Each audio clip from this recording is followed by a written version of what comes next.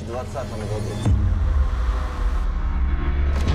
Поздравляю с приобретением банка. Тебя поздравляю. В общем, в банке нам нужно 5-7 сотрудников-профессионалов. Мы будем выдавать кредиты компании, которые сами же и откроем. В некоторых банках свои же сотрудники работают с мошенниками.